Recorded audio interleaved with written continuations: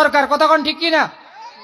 যাদের তাফসিরুল মাহফিল ভালো লাগে না, কোরআনের কথা ভালো লাগে না, নামাজ ভালো লাগে না, রোজা ভালো লাগে না, ইসলাম ভালো লাগে না, বাংলাদেশে ইসলামী আইন প্রতিষ্ঠিত হোক, কোরআনের আইন বাস্তবায়ন হোক, এরকম মুসলমান আছে, চায় না, কতক্ষণ ঠিক কিনা? মুহতারাম হাজিরিন, কথা হবে, আওয়াজও হওয়ার দরকার আছে না নাই? শুধু কি কথা হবে নাকি আওয়াজ হবে? কথাও হবে, আওয়াজও হবে। মুহতারাম হাজিরিন, আসেন, মানুষের অনেক প্রশ্ন, এই আজকে প্রশ্নের জবাব দিতে হবে। আমরা জবাব দিতে প্রস্তুত আছি কিনা? ভয় আছে? মনে হয় ভয় আছে, আওয়াজ তো নাই, ভয় আছে? ভয় থাকা যাবে না। কোরআনের কথা বলতে মুমিন ভয় পায় না। অতএব মুমিন যদি কোরআনের কথা বলে তো মুমিন আল্লাহর কথা বলেন, যেরকম কথা ঠিক কিনা? মুহতারাম হাজিরিন, অনেক প্রশ্ন করে, এই প্রশ্নের জবাব দিতে হবে। অনেকের চুলকানি আছে, এই চুলকানিতে মলম দিতে হবে। অনেকের অ্যালার্জি আছে, তাদের অ্যালার্জির ওষুধ দিতে হবে। মুহতারাম হাজিরিন, বলে হুজুর এত প্রশ্ন, এত তাফসিরুল মাহফিল কেন? প্রত্যেক জায়গায় এই জবাব দেওয়ার পরে কথা বলি, ঠিক কিনা? এত তাফসির মাহফিল কেন? এর জবাব সংকীর্ণ, আপনারা নিয়ে নেন। আগে জবাব দিব, তারপরে কথা বলবো, কারণ আপনাদের ভিতরেও এই রোগটা আছে। আগে রোগ দূর করতে হবে। এত তাফসির মাহফিল কেন? রোগ দূর না হলে তো ভালো কথা ভালো লাগবে না। অতএব আসেন, আমাদের যুবক ভাইরা যারা আছেন, মেয়েদের সাথে চ্যাটিং করেন, এরকম যুবক আছে না নাই? হ্যাঁ, রাত্রে মেসেঞ্জারে কথা বলেন, এরকম যুবক আছে না নাই? যারা এখনো রাস্তায় ঘোরাফেরা করে, আর যারা মোবাইলে চ্যাটিং করেন না, হোয়াটসঅ্যাপে কথা বলেন না, ইমুতে কথা বলেন না, তারা মজমাতে চলে আসছে। আমরা প্রমাণ পাচ্ছি। অতএব যারা এখনো রাস্তায় আছেন, চলে আসেন। আমরা যখন মোবাইলে প্রশ্ন নিয়ে নেন, এত তাফসির মাহফিল কেন? এটা হলো প্রশ্ন। এটা কি? এটা হলো প্রশ্ন। উত্তর দিচ্ছি।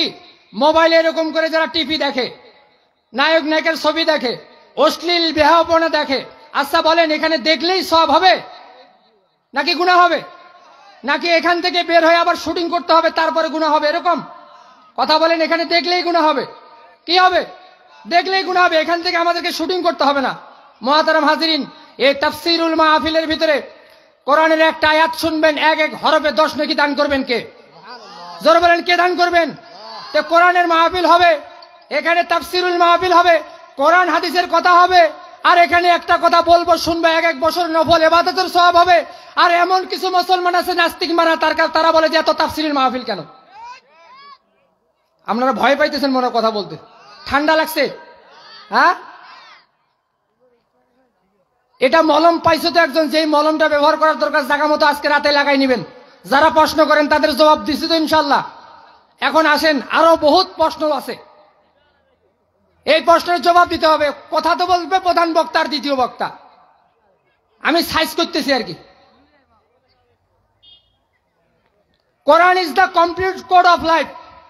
কোরআন মানুষের জন্য জীবন ব্যবস্থা, পরিপূর্ণ লাইফের জন্য ঠিক হবে কি হবে না?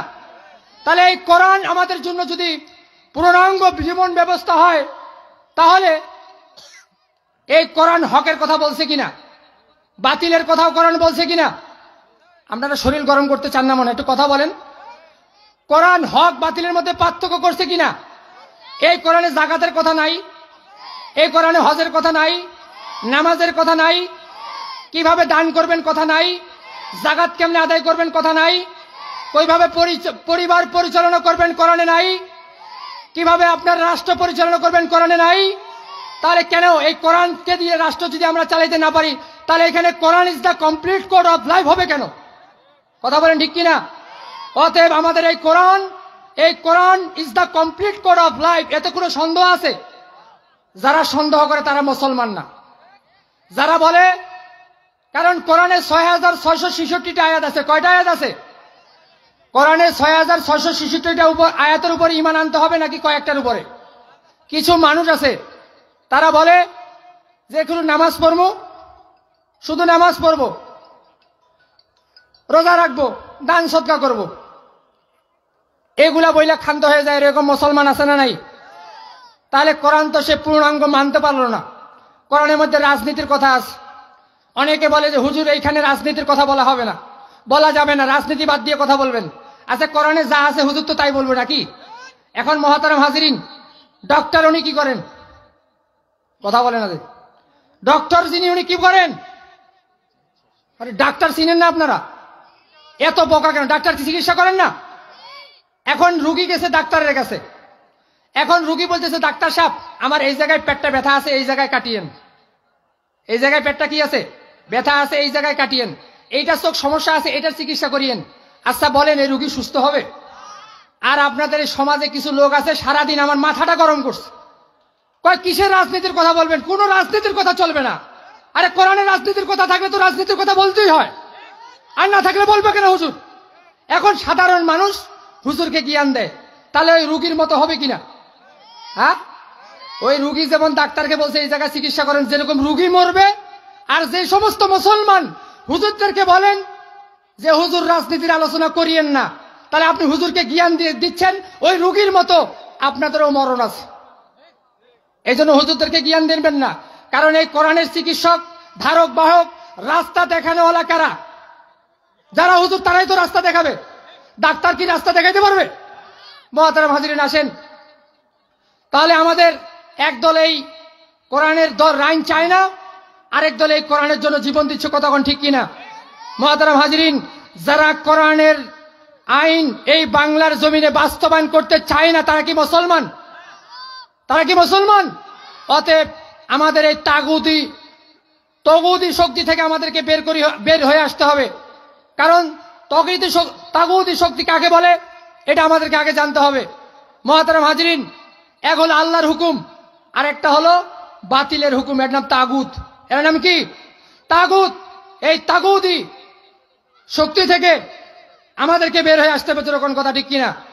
আমরা আল্লাহর আইন বাস্তবায়ন করতে চাই কি চাই না? মুহতারাম হাজিরিন আসেন, আমরা এখন কি করি? আমরা এখন হুজুরদেরকে দিয়ে ইসলামকে টেস্ট করি। আসলে এটা আমরা বোকার স্বর্গে বাস করি। কারণ ইসলাম দিয়ে হুজুরকে মাপার দরকার ছিল, কতক্ষণ ঠিক কিনা? ইসলাম দিয়ে কাকে মানবো?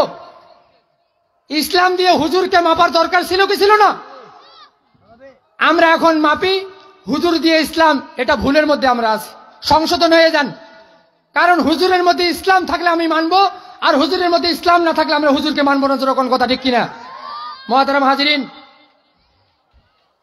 প্রশ্ন করেন হুজুর, আমি শুধু আপনাদের প্রশ্নের উত্তরগুলো দিয়ে ওয়াজ করবো না, যে প্রশ্নগুলো রাস্তাঘাটে করেন।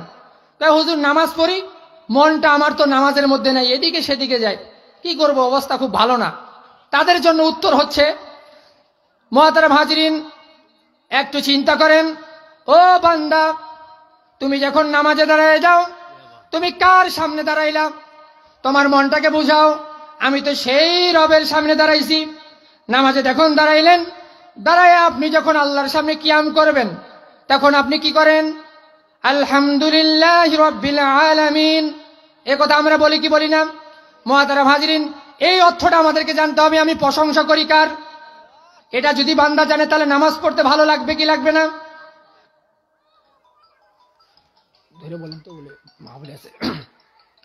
তাহলে নামাজে দাঁড়ায় বান্দা যখন বলবেন আলহামদুলিল্লাহি রাব্বিল আলামিন, সমস্ত প্রশংসা আল্লাহর জন্য, মালিক ইয়াউমিদ্দিন, আলহামদুলিল্লাহি রাব্বিল আলামিন, আর রহমানির রহিম, পরম করুণাময় এবং অতি দয়ালু। মালিক ইয়াউমিদ্দিন আছে না নাই? কিয়ামতের দিনের মালিককে। আল্লাহ এই অর্থগুলো যখন বান্দা জানবে, তার জন্য নামাজ পড়া সহজ হবে না কঠিন? বান্দা যখন সেজদায় যায়, বান্দা তখন সেজদায় কি বলে? অর্থ যদি বান্দার জানা থাকে, বান্দা বলে সুবহান রাব্বিয়াল আলা। আল্লাহ সবচেয়ে বড় পবিত্রকারী কে? কথা বলেন কে? আল্লাহ সবচেয়ে বড় পবিত্রকারী। এই কথা যদি বান্দা খেয়াল করে, তার জন্য নামাজ পড়তে ভালো লাগবে কি লাগবে না? অবশ্যই লাগবে। মুহতারাম হাজিরিন, আমাদের প্রধান বক্তা ফোন দিচ্ছে বারবার, আমি ধরতে পারিনি, হয়তোবা চলে আসছেন। আপনারা যারা যেখানে আছেন সকলে আমরা চলে আসি। মুহতারাম হাজিরিন, আমি আপনাদেরকে একটি কথা বলি, যে বান্দা দুনিয়ার মধ্যে বসবাস করে যে আমল করবেন, কাল কিয়ামতের দিন এক বান্দা অসহায় হয়ে উঠবেন, এমন অসহায় ইতিমের মতো উঠবেন, পেরেশানি। যারা নামাজ নিয়ে উঠবে তাদের ভয় আছে, যারা কাল কিয়ামতের দিন অসংখ্য সওয়াব নিয়ে উঠবে তাদের ভয় আছে। যারা অনেক হজ নিয়ে উঠবে তাদের ভয় আছে, অনেক জাকাতের অধিকারী তাদের কোনো ভয় আছে? তাদের কোনো ভয় নাই। কিন্তু ওই লোক অসংখ্য জাকাত দিছেন, অনেক সওয়াব, অসংখ্য নামাজ পড়েছেন, অসংখ্য রোজা রেখেছেন, হজ করেছেন, তারপরেও তার মধ্যে পেরেশানি কেন? মুহতারাম হাজিরিন, উনি মুহতারাম হাজিরিন এই জন্য ওই মানুষ পেরেশানির মধ্যে কেন থাকবে? কারণ সে দুনিয়ার জমিনের মধ্যে মানুষের হক নষ্ট করত। কার হক? মানুষের হক নষ্ট করত। যেরকম আমাদের গ্রামের মধ্যে ঠেলাঠেলি আছে না নাই? কথা বলেন না কেন? আমাদের গ্রামে ঠেলাঠেলি আছে না নাই? যারা এই দুনিয়ার জমিনের মধ্যে মানুষের জমিন আত্মসাৎ করেছে, কাল কিয়ামতের দিন ওর আমল নামা থেকে দিবেন, তার হজ চলে যাবে, তার নামাজ চলে যাবে, তার অসংখ্য দান সদগার যে আমল আছে সব চলে যাবে। মুহতারাম হাজিরিন, এই জন্য দুনিয়ার মধ্যে যারা জমি জায়গা নিয়ে ঠেলাফেলা করেন তারা এই ঠেলাঠেলি বন্ধ করেন। বন্ধ করার দরকার আছে না নাই? কারণ যত আমল আপনারা করবেন সব আমল ধ্বংস হয়ে যাবে কাল কিয়ামতের দিন বান্দা যদি বান্দার হক নষ্ট করে। কি হবে লেখালেখির কলম ধরে, কি হবে লেখালেখির কলমবাজি এই মোহনায়, সমাজে আসল চিত্র যদি না যায় তুলে ধরা। তাহলে আমরা যারা কলম ধরি, সমাজের যে একটা আসল চিত্র আছে, আমরা যদি সেটাকে তুলে ধরতে না পারি, আবার যদি কেউ হ্যালো বলে, কি বলে? হ্যালো, তাহলে কলমটা আরেক দিকে ঘুরিয়ে গেল। আছে না নাই? মুহতারাম হাজিরিন, এই জন্য আমাদেরকে চিন্তা করার দরকার। আমার বিশেষ করে আমি যে এখানে কথা বলবো, আমি নিয়ত করেছি আমার মা বোনেরা বিভিন্ন জায়গায় যায়, মাহফিলে ওয়াজ শুনতে পারে না আমার মা বোনেরা। তো আমি খাস করে মা বোনদের জন্য বলবো যে আমার যারা মা বোন আছেন, আমাদের প্রধান বক্তা চলে আসছেন, তা আমাদের যে মা বোনরা আছেন আপনারা সবচেয়ে দামি, আপনারা অনেক কষ্ট করে মাহফিলে আসেন, এটা আমরা শুকরিয়া করি। কিন্তু মাহফিল থেকে আপনারা যদি কোনো কিছু নিয়ে যাইতে না পারেন তাহলে তো আপনাদের মতো কপাল পরার কেউ নাই। অতএব আমার মা বোন যারা আছেন তারা এখন বরখার নামে যেই কাপড় পরে, এই কাপড়টার নাম বরখা নয়, এটা স্কিন টাইট একটা বরখা। আসসালামু আলাইকুম। মাদের সাথে চাকলা থুয়ে আসছেন, গাড়ি নিয়ে আসছেন নাকি এখানে? আচ্ছা, আমি পাঠা দিচ্ছিল। এই একজন ওই প্রধান আমার মাদ্রাসাটা নিয়ে যাও তো, একজন ছাত্র গাড়িটা নিয়ে দাও। বড় ছাত্র একটা যাও না, গাড়িটা নিয়ে দাও না মাদ্রাসায়। মুহতারাম হাজিরিন, আমার মা বোনদের উদ্দেশ্যে কথা বলি, আপনারা যেই সমস্ত বরখা পরেন এই সমস্ত বরখা পরিহার করতে হবে। কারণ শরীয়ত আপনাদেরকে ঢিলা ঢালা কাপড় পরিধান করার কথা বলেছেন, আর আপনারা এমন বরখা পরেন যেই বরখা পরলে আপনাদের উঁচু নিচু সব কিছু দেখা যায়। এরকম মহিলা আছে না নাই?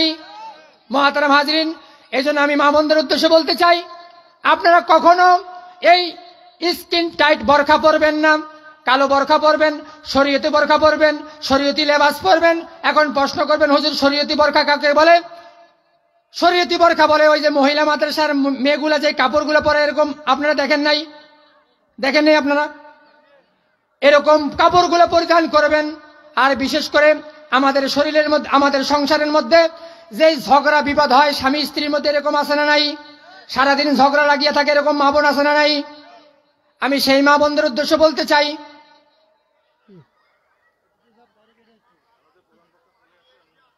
প্রধান বক্তা তো মাদ্রাসা থাকে,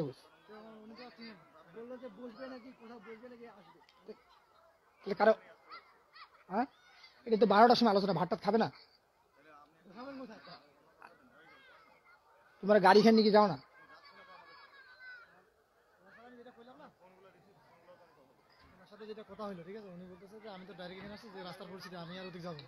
তাহলে কারো বাড়ি নিয়ে বসে দিতে পারেনি? তুই তো কথা কোনি যাবা কোনো দিন না, পরিবেশটা নষ্ট করিস,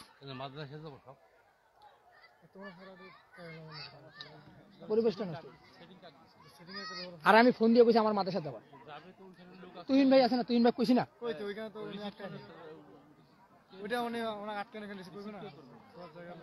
মাদ্রাসা চিনে তুহিন ভাই। পরিবেশটা নষ্ট করে থাকবে। না কথা বলুন।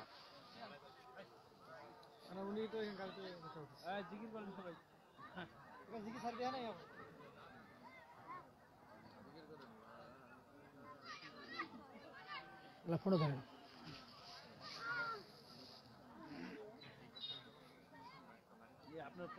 সালাম আলাইকুম। আরে আপনার ফোন দিয়ে কইছি না মাদ্রাসা থাকে এখানে,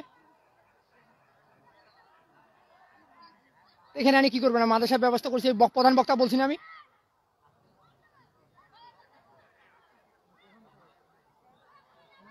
মামু একটা বাড়ি ধরে যাবো, যে কোনো একটা বাড়ি ধরে যাও, যাবে যাবে কইস যে গো মামু, যে কোনো বাড়ি যাবে, একটা যে কোনো বাড়ি ধরে যাও। মসজিদে যাবার সাথে মসজিদে ধরে যাও, আমার নেকিবারা মসজিদে ধরে যাও, মসজিদে যাবে যাবার সাথে যাও। আসিবে 12টার সময় ঠিক বুঝি দিবে মসজিদ যাবা চাই, মসজিদে নিগাও না পারে।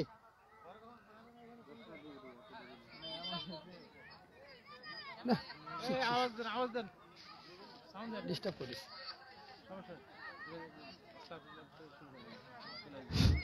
মুহতারাম হাজিরিন, আমাদের প্রধান বক্তা আসছেন, আমরা সকলে চলে আসি আলহামদুলিল্লাহ। আমাদের একটু সমস্যার কারণে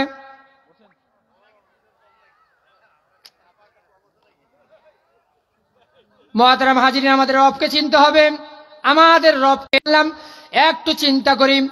আল্লাহ রাসূল সাল্লাল্লাহু আলাইহি সাল্লামকে যে মহব্বত করলো, সে আল্লাহকে মহব্বত করলো। আর এখন আমাদের মহব্বত সব গার্লফ্রেন্ডকে দিয়ে দিয়েছি। কাকে দিছি? ভালোবাসার মানুষকে সব মহব্বত আমরা দিয়ে দিয়েছি। অতএব এই ভালোবাসা দেওয়ার দরকার ছিল কাকে? নবীকে। কাকে? নবীকে। নবী বলেছেন যে সংসার আদি বিবি বাচ্চা ধন সম্পদ টাকা পয়সা যা কিছু আছে সব থেকে আমি নবীকে বেশি মহব্বত করতে হবে। কিন্তু আজকে আমরা নবীর মহব্বত বাদ দিয়া বউর মহব্বতে পড়ে গেছি।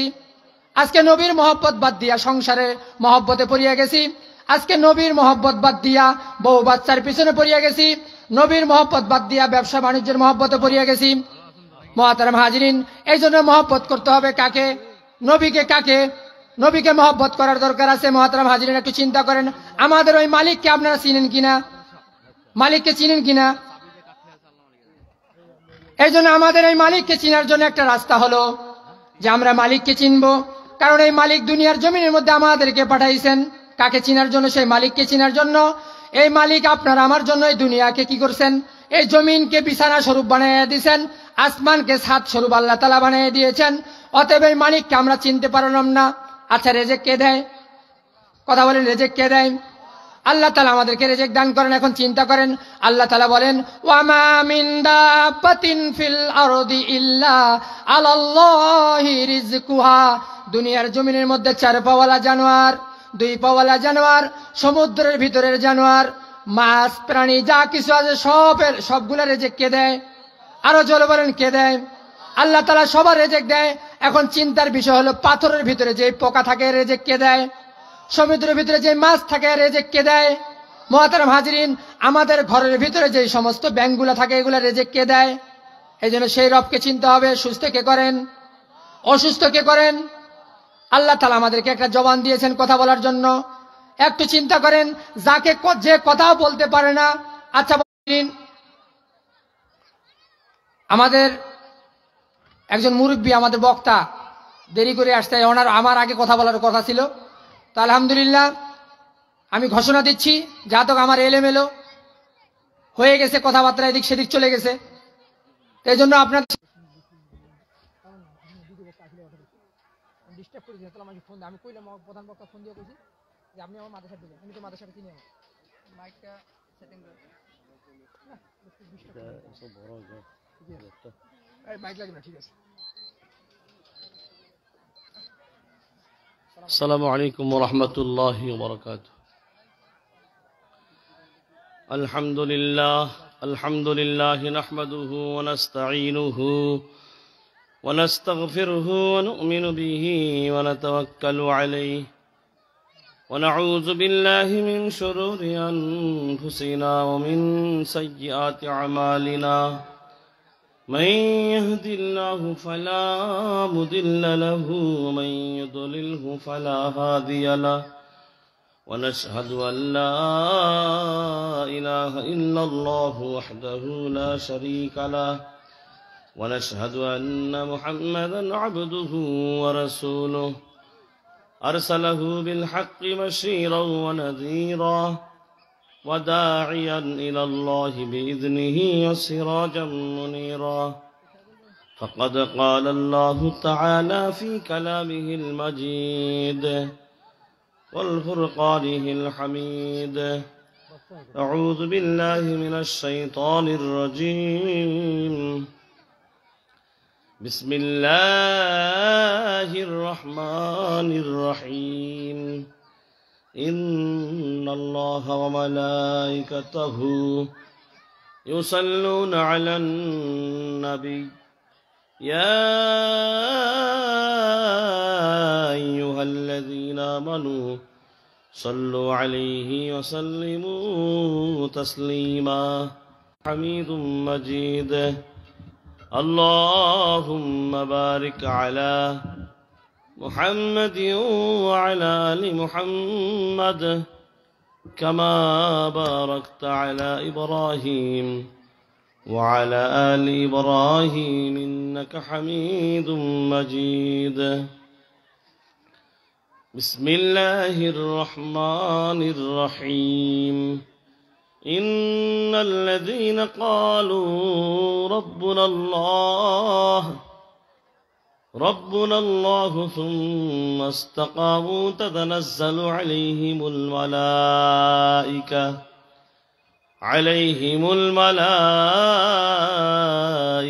ولا تخافوا ولا تحزنوا وأبشروا بالجنة التي كنتم توعدون صدق الله المولانا العظيم الحمد لله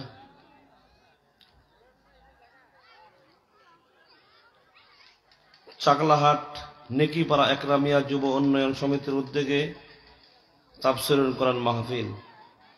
উক্ত মাহফিলের প্রধান বক্তা হিসেবে তাফসীর পেশ করবেন এবং ইতিমধ্যেই আপনাদের চাকলাহাটে চলে এসেছেন আন্তর্জাতিক খ্যাতি সম্পন্ন মুফাসসির কোরআন হযরত মাওলানা হাফেজ মুফতি ডাক্তার ফিরোজুল মামুন।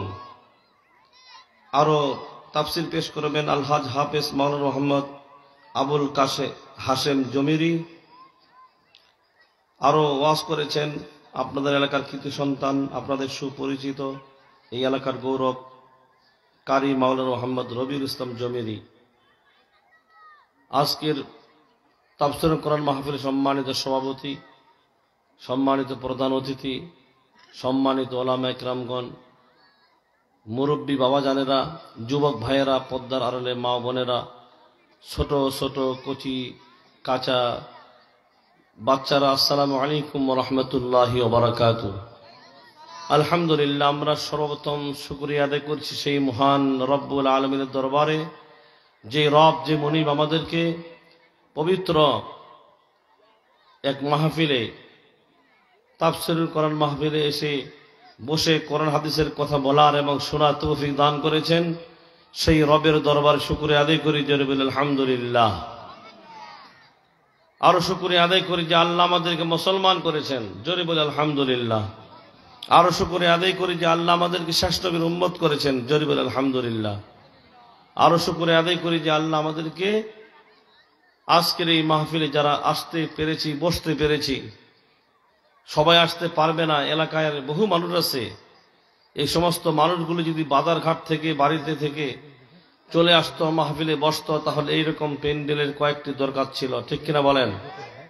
কিন্তু আমাদেরকে বেছে বেছে আল্লাহ তাআলা নিয়ে এসেছেন, আসার তৌফিক দান করেছেন, সেজন্য শুকরিয়া আদায় করি, জোরে বলে আলহামদুলিল্লাহ। বিশ্ব নবীর উপর সকলে দরুদ পড়ি, সকলে বলে সাল্লাল্লাহু আলাইহি ওয়াসাল্লাম।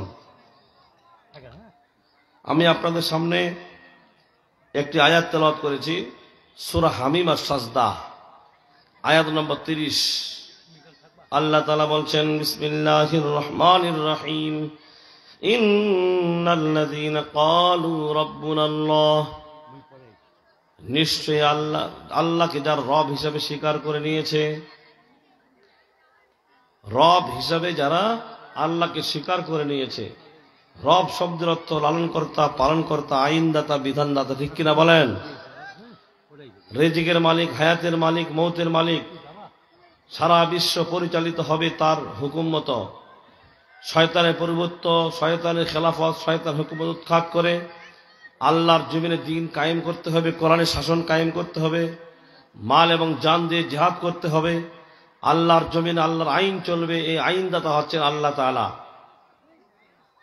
এই রব আল্লাহ বলছেন, যারা আমাকে রব হিসেবে স্বীকার করে নেবে, সুম্মাস্তাকামু, এবং অবিচল আস্থা যারা আমার উপর রাখবে, অবিচল আস্থা রব হিসেবে স্বীকার করে নেওয়ার পরে আমরা রান্নাঘর থেকে শুরু করে বঙ্গভবন পর্যন্ত সব সেক্টরে, সব জায়গায় হুকুম চলবে কার বলেন? সৃষ্টি যার, আইন চলবে কার? সৃষ্টি যার, আইন চলবে তার। মসজিদের ভিতরে আমরা আল্লাহর আইন মানি, মাদ্রাসার ভিতরে আল্লাহর আইন মানি, কিন্তু আমরা হাটে, বাজারে, দোকানে, ব্যবসা প্রতিষ্ঠানে বসে, অফিসে, আদালতে আল্লাহর হুকুম মতো মানি না। আল্লাহকে রব হিসেবে আমরা স্বীকার করি না, আইনদাতা, বিধানদাতা হিসেবে স্বীকার করি না।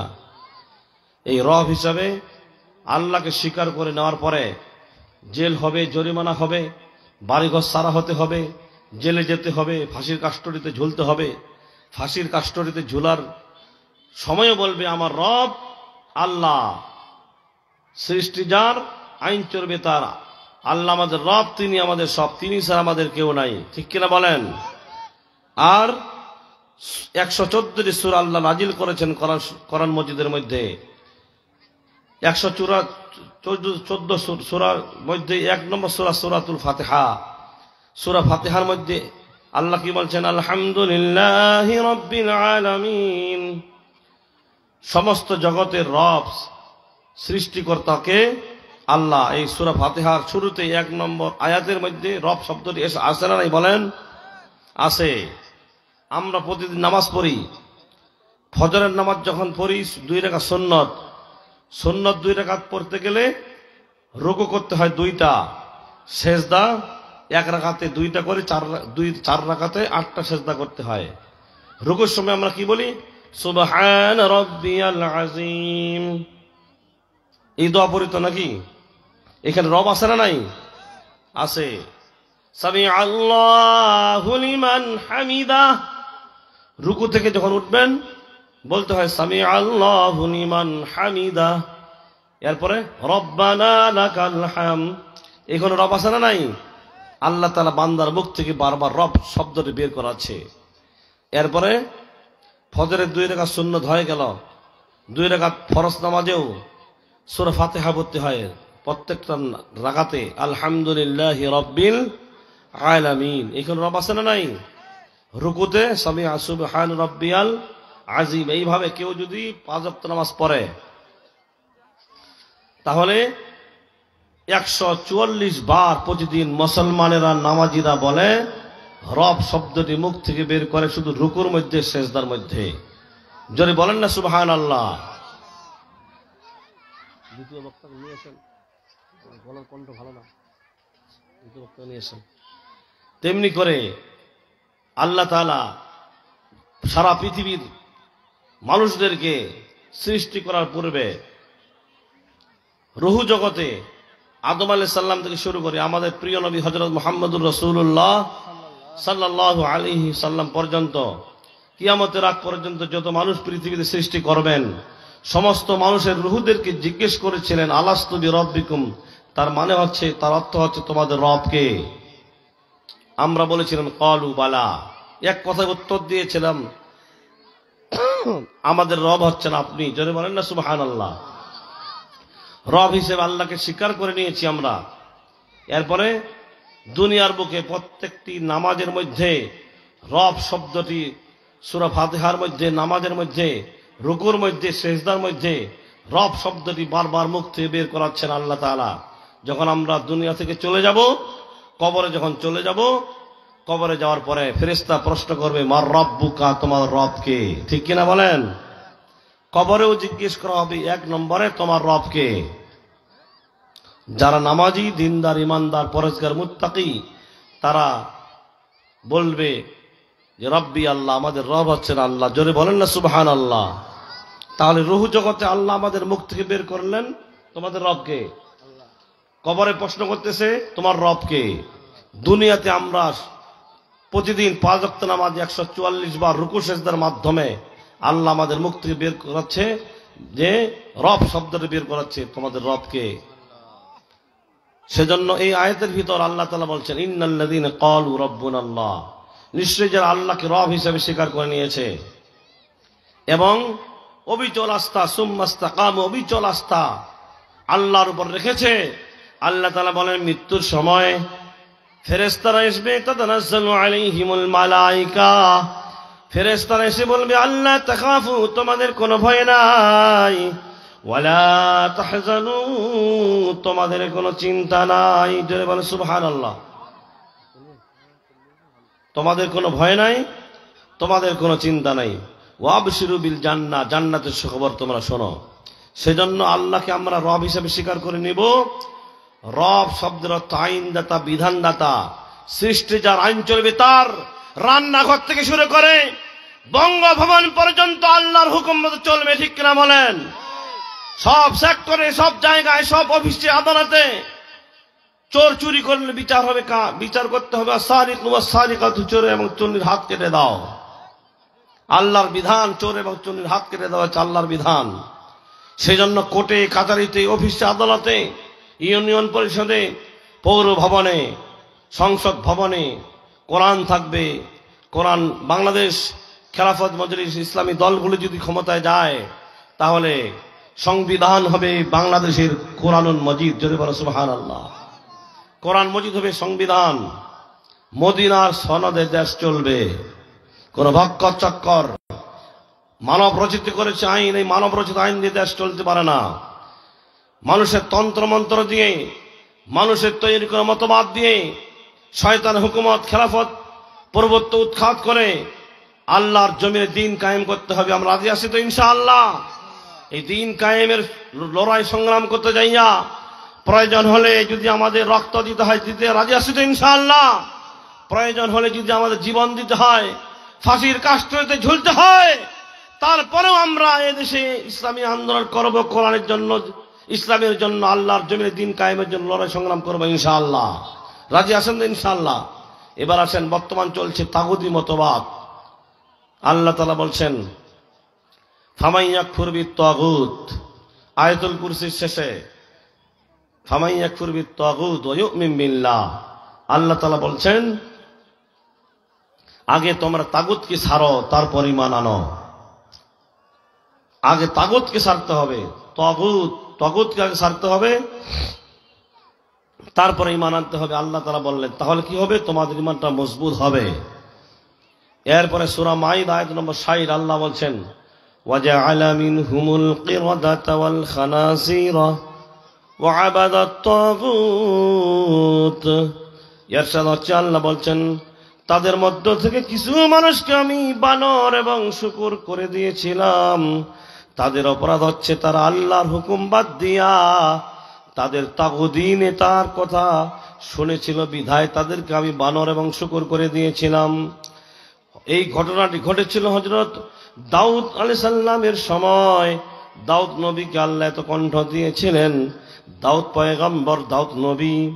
জুব্বুর কিতাব তার উপর নাযিল হয়েছিল। এই জুব্বুর কিতাব তিনি তেলাওয়াত করতেন সমুদ্রের পাশে। এত কণ্ঠ আল্লাহ তাআলা তাকে দিয়েছিলেন। তার কণ্ঠে জুব্বুর কিতাব তেলাওয়াত করতেন তিনি প্রতি শনিবার। আর সমুদ্রের মাছগুলি দূর থেকে চলে আসতো কাছে, পশু পাখিগুলি চলে আসতো, মাছগুলি চলে আসতো কাছে। আল্লাহ বললেন না না না, তোমরা শনিবারের দিন মাছ ধরতে সমুদ্রে যেও না। শনিবারের দিন আমার নবী দাউদ জুব্বুর কিতাব তেলাওয়াত করে আর সমুদ্রের মাছগুলি শুনতে আসে। তোমরা শনিবার দিন ধরতে যাবা না, ধরা নিষেধ করে দিলেন আল্লাহ। তাদের নেতাগুলি বলল তোমরা যাও মাছ ধরো, কৌশল করো, তোমরা আলি কাটো, সেই আলি দিয়ে মাছগুলি থাকবে, চলে যাবে। ওই দিন ধরবা না, পরের দিন তোমরা মাছগুলি ধরবা। আল্লাহ বললেন, আল্লাহ রাগ হয়ে গেলেন। আল্লাহর জালালি মেজাজ খারাপ হয়ে গেলেন। ওই এলাকার যুবকদেরকে আল্লাহ বানর বানিয়ে দিলেন এবং মাপুর বৃদ্ধ বয়স্ক মানুষদেরকে আল্লাহ শুকুর বানিয়ে দিলেন। তাগুদি মতবাদ, তাগুদি নেতার কথা অনুযায়ী চলেছিল বিধায় তাদের উপর শাস্তি নেমে আসলো, বানর এবং শুকুর করে দেওয়া হলো তাদেরকে। তাগুদকে বুঝতে হবে, তাগুদ হচ্ছে শয়তান। তাগুদ হচ্ছে সে সমস্ত নেতা যারা নিজেও আল্লাহর হুকুম মানে না, অন্য কাউকে মানতে দেয় না, যারা আল্লাহর জমিনে দিন কায়েমের লড়াই সংগ্রাম করে না, যারা আল্লাহর বিধিবিধান, আল্লাহর হুকুম হাকাম, আল্লাহর কোরআন দিয়ে, কোরআন হচ্ছে সংবিধান, এই সংবিধান মতো দেশ চালাতে চায় না। তারা মানুষ তৈরি করেছে সংবিধান, এই সংবিধান অনুযায়ী দেশ চালাতে চায়। ওই সমস্ত নেতারা হতে তাগুত, ওই সমস্ত নেতাদের পিছনে যাওয়া যাবে না। আলহামদুলিল্লাহ। এরপরে কুফরি মতবাদ চলছে। কুফরি মতবাদ কি? সূরা মাইদা আয়াত নম্বর 91। আল্লাহ তাআলা বলেছেন, ইন্নাল্লাযীনা কাফারু ওয়া মাতু ওয়া হুম কুফফারুন ফালান ইকবালা মিন আহাদিহিম মিলউল আরদি যাহাবান ওয়ালাউ ইফতাদা বিহি ওয়া লাহুম আযাবুন আলীম। আল্লাহ তাআলা বলছেন নিশ্চয়ই যারা কুফরি করবে এবং কুফরি অবস্থায় মৃত্যুবরণ করবে, তারা যদি জাহান্নামের শাস্তি থেকে বাঁচার জন্য সারা দুনিয়া ভর্তি, সারা পৃথিবী ভর্তি স্বর্ণ আল্লাহকে উবঠৌকন দিতে চায়, ঘুষ দিতে চায়, আল্লাহ গ্রহণ করবে না, তারা জাহান্নামে যাবে। আল্লাহ তাদের জন্য জাহান্নাম রেখেছেন। সারা পৃথিবী ভরা স্বর্ণ যদি আল্লাহকে উবঠৌকন দেয়, পৃথিবী ভরা সোনা, শুধু চাকলা ইউনিয়ন ভর্তি সোনা না, পঞ্চগড় ভর্তি সোনা না, বাংলাদেশ ভর্তি সোনা না, সারা পৃথিবী ভর্তি সোনা যদি আল্লাহকে উপঠৌকন দেয়, আল্লাহ গ্রহণ করবে না। যারা কুফরি করবে এবং কুফরি অবস্থা মৃত্যুবরণ করবে। এবার আসেন সূরা মুহাম্মদ আয়াত নম্বর 1। আল্লাহ বলছেন, আল্লাযীনা কাফারু ওয়া সাদ্দু আন সাবিলিল্লাহি আদাল্লা আমালাহুম। ইরশাদ হচ্ছে যারা কুফরি করবে এবং আল্লাহর কাজে যারা বাধা প্রদান করবে, যারা কুফরি করবে, যারা আল্লাহর কাজে বাধা প্রদান করবে, তাদের আমলগুলিকে আল্লাহ বলছেন বিস্ফোরণ করে দেওয়া হবে, বাতিল করে দেওয়া হবে। এখানেও কুফরি কথা বলা হলো, যারা কুফরি করবে। কুফরি শব্দের অর্থ কি? ঢেকে রাখা, গোপন করা, লুকিয়ে রাখা, অস্বীকার করা, আল্লাহর হুকুম না মানা, আল্লাহর বিধিবিধানকে অস্বীকার করা, লুকিয়ে রাখা, ঢেকে রাখা। আল্লাহর বিধান, সংবিধান হচ্ছে কোরআন, আল্লাহর বিধিবিধান, আল্লাহর হুকুম হাকামকে ঢেকে রেখে মানব রচিত আইন প্রতিষ্ঠার লড়াই সংগ্রাম যারা করে, রাজপথে যারা স্লোগান দেয়, মিটিং মিছিল করে, যেই স্লোগানের মধ্যে, যেই মিছিলের মধ্যে নারে তাকবীর আল্লাহু আকবার নাই, সে মিছিলে যাওয়া যাবে না। ঠিক কিনা বলেন? যে দলের মধ্যে কোরআনের কর্মসূচি নাই, সে দল করা যাবে না। ঠিক কিনা বলেন?